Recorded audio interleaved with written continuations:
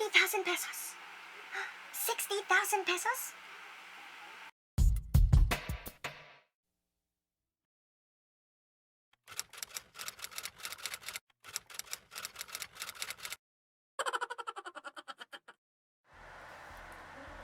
Hi everyone, welcome back to my channel. This is me, Friends, and tonight I'm gonna give you an insight on how much a new certified public accountant earns. But before that, let me just give a shout out and congratulate all the passers of the recently concluded May 2019 CPA licensure examination for the 16++%.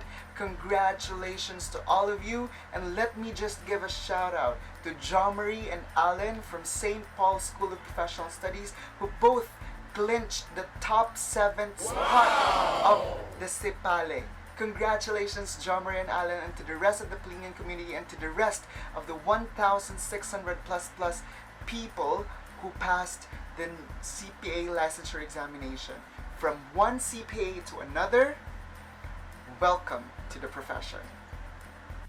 And to those who unfortunately did not make it to the cut, I'm not here to tell you that it's okay, because I know it's not okay. I can only imagine how hard it must be for you right now. Yes, you can be sad. You have the right to be, because you failed. You can be sad, but you cannot be sad forever. So tomorrow, or as soon as possible, get that butt off to work and study, because that is the only way that you can pass and successfully hurdle one of the most difficult licensure examination here in the country, and that is the CPA licensure examination. Perhaps God did not give you this big of a blessing yet because He feels that you are not ready yet. Because God gives us this blessing only when He sees us fit, only when He sees that we are ready to accept this blessing and to commit to the responsibilities that are attached to these blessings. So go ahead, feel sad, but tomorrow, get back up, dust yourself off, and study, because you will become a certified public accountant. And please, do not be pressured by your other friends, your other classmates, your batchmates, or your relatives who are already certified public accountants. Do not be pressured that they are already certified public accountants, because at the very end of the day, employers will not care as to when you pass the certified public accountant licensure examination. Employers will only care that you are a CPA and that you have what it takes to be in their institution, to be in their respective companies. At the end of the day, it all boils down to your determination, to your drive, and to your motivation. Okay? So don't be discouraged. You know what? I remember what Bo Sanchez said in one of the previous feasts that I have attended years and years back, that just like a slingshot, God is just pulling you backwards, because He is preparing you for a bigger, greater, grander, and stronger comeback. And by the time He releases that slingshot, at the time He knows that you're ready, you can now propel up towards the sky and reach that goal, reach the dream of becoming a certified public accountant. So He's only pulling you back because He's preparing you for a bigger, greater, grander, and stronger comeback. Always remember that. So right now, I want you to, yes, feel that emotion, feel that sadness, feel that depression maybe, but tomorrow, get that butt off to work and study, because you will become a CPA. Trust yourself, trust the process, and most especially, trust Him, because He will make you a CPA.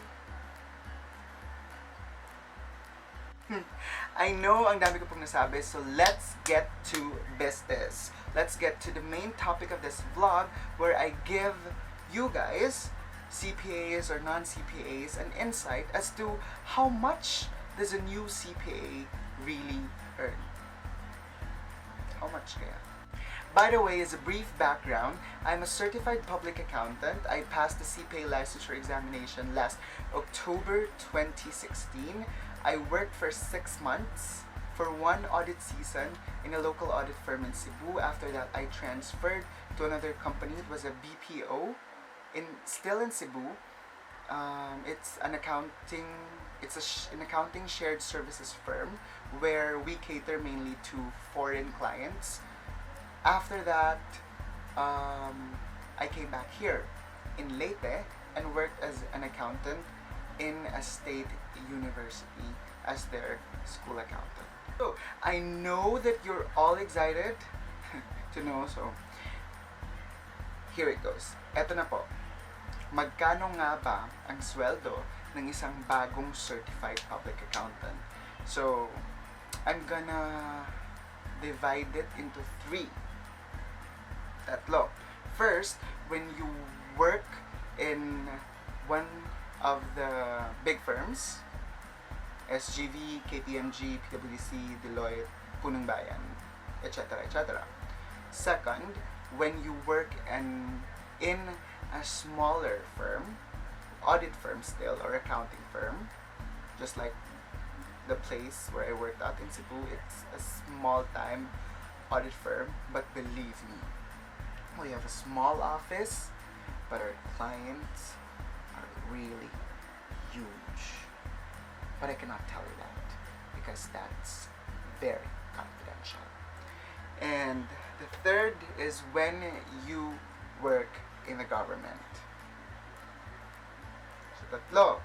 First, when you work in one of the big firms, when you work at a smaller audit or accounting firm, and when you immediately work in the government. So let's start with when you work in one of the bigger firms. Of course, I didn't get the chance to work in one of the big firms, so I asked my classmates, my batchmates, my friends who worked there. So they gave me a range. Actually, they gave me their exact salary, but I will only give you a range for purposes of confidentiality. So if you're working for one of the big firms, your salary may range from 14,000 to 19,000. 19,000 being the highest if you get so lucky. For example, if you were a top-notcher in your previous review center, or you have really high average that konting-konti na lang, top 10 ka na sana, so you could have 19,000 to 20,000. But if you're just a passer, just like me, or just like the rest of us, so you can have 14, 15, or 16,000 if you are very, very lucky. So again, yung range nyo is around 14,000 to 19,000. But that is exclusive of the 1,500 rice allowance. So if you add that up, you could have 14 to 20,000. For most of the big auditing firms, they don't usually pay you your overtime pay, although there are some big audit firms who pay overtime pays, but on a limited period lang. Limited na OT lang yung binabayaran nila. For most of the big audit firms, they don't pay their employees for their overtime. Kaya nga minsan tinatawag siyang oh, thank you, or OT, kasi hindi na binabayaran. What else? So, my friends told me that when you become a regular, this is in one of the big firms, he received an additional 500 pesos on his basic pay, plus after he finished the audit season, plus 500 then. So, for example, you started working there November, pagkatapos yung audit season around siguro May. So, around May, so mga 6 months ka na, you will have plus 500 on your basic pay, plus another 500 pesos for completing the audit season. So, yun. Now, if you want to try the same path as I did, I applied to a small-time audit firm back in Cebu, a local audit firm back in Cebu, not a part of the big firm. Your salary may range from 20 to 23,000 pesos depending on the local audit firm. Yes, they pay higher than the bigger firms because in the smaller audit firms, you actually get to audit a client from cash up to shareholders equity. Ganun kalala. Because in the bigger firms, they will only assign you siguro accounts receivable or accounts payable or shareholders equity or cash lang. But in smaller audit firms, when you're given a client, you're expected to audit that client from cash to shareholders equity, and it's not very easy. It's not a walk in the park. Maybe it's a walk in the park, but in the Jurassic Park. So again, if you work for one of the local audit firms, smaller audit firms, or accounting firms, your salary may range from 20,000 to 23,000 pesos. Thus, as for me, during the audit season, the company paid for overtime pay. For every single hour or minute, they paid for it. They paid for the overtime pay. As in, as long as you were able to justify why you did overtime for that particular client, which we can always justify kasi sobrang dami talaga ng ginagawa. Sobrang busy talaga ng audit, especially during the audit or the busy season. So, on top of my basic salary, which ranges from 20 to 23,000, I also receive a range, yung range niya mga 5,000 to 10,000 of overtime pay. 10,000 being the highest. Siguro pag super kayod ka na, super overtime ka na. But mga 5,000 if you're just slacking off. You're not working overtime on a Saturday, you're not working overtime on a Sunday. So, that's it. So, dalawa na. First, when you're working in one of the big firms. Second, when you're just working in a smaller audit or accounting firm, a local audit or accounting firm. And third and last, if you're very, very lucky, you're a new CPA and you get to be able to work in the government agad-agad. So, for those who are really very, very lucky, who are able to work at the government agad-agad after passing the certified public examination, wow, congratulations. Because hindi ko nagawa yun. But kidding aside, if you're working in the government, we have what we call the salary standardization law.